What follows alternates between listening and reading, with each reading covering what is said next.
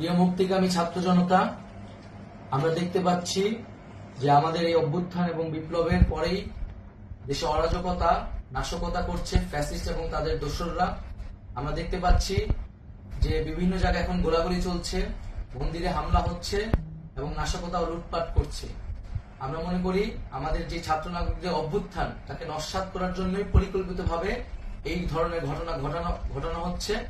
আমরা মুক্তিকামী ছাত্র জনতাকে সজাগ এবং সতর্ক থাকতে আহ্বান জানাচ্ছি এবং আমাদের যে অন্তর্বর্তীকালীন সরকার, আমরা সেই সরকারের যে প্রস্তাবনা 24 ঘন্টার সময় নিয়েছিলাম, জরুরি পরিস্থিতি মোতাবেক আমরা এখনই তার একটি রূপরেখা ঘোষণা করছি।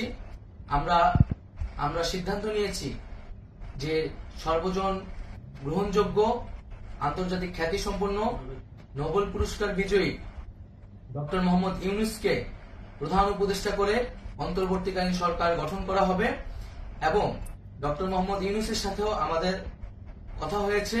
তিনি ছাত্র জনতার আহ্বানে বাংলাদেশকে রক্ষা করতে এই গুরু দায়িত্ব নিতে সম্মত হয়েছে।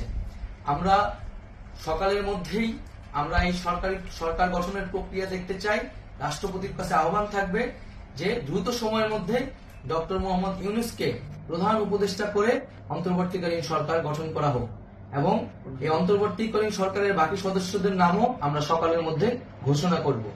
প্রিয় বন্ধুগণ, দেশে যে অরাজকতা চলছে, মানুষের জীবনের নিরাপত্তাহীনতা চলছে, সেজন্য আমরা রাষ্ট্রপতির কাছে আহ্বান জানাচ্ছি দেশে আইন শৃঙ্খলা পরিবেশ ফিরিয়ে আনার জন্য দ্রুত সময়ের মধ্যে কার্যকর ব্যবস্থা নিতে হবে এবং আইন শৃঙ্খলা বাহিনীকে সহযোগিতা করার জন্য মুক্তিকামী ছাত্র জনতাও রাজপথে থাকবে এবং অন্তর্বর্তীকালীন সরকার গঠন না হওয়া পর্যন্ত মুক্তিকামী ছাত্র জনতাকে রাজপথে থেকে তাদের যে অভ্যুত্থান, সেই অভ্যুত্থানকে রক্ষা করতে হবে। প্রিয় বন্ধুগণ, আমরা রক্ত দিয়েছি, শহীদ হয়েছি।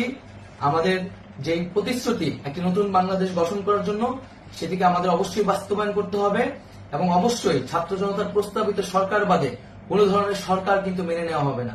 আমরা বলেছি কোন ধরনের সেনা শাসিত সরকার অথবা সেনা সমর্থিত সরকার অথবা এই ফ্যাসিস্টদের দোসরদের কোন বি টিম সরকার কিন্তু আমরা মেনে নিব না। কোন গণবিরোধী সরকারকে মেনে নেওয়া হবে না। ছাত্র জনতার অভ্যুত্থানকারী যে প্রস্তাবিত সরকার, অন্তর্বর্তীকালীন সরকার, যেটা আমরা সিদ্ধান্ত উপনীত হয়েছি ডক্টর মোহাম্মদ ইউনূসকে প্রধান উপদেষ্টা করে এই সরকার গঠন করা হবে, সেই সরকারকেই বাস্তবায়ন করতে হবে অবিলম্বে।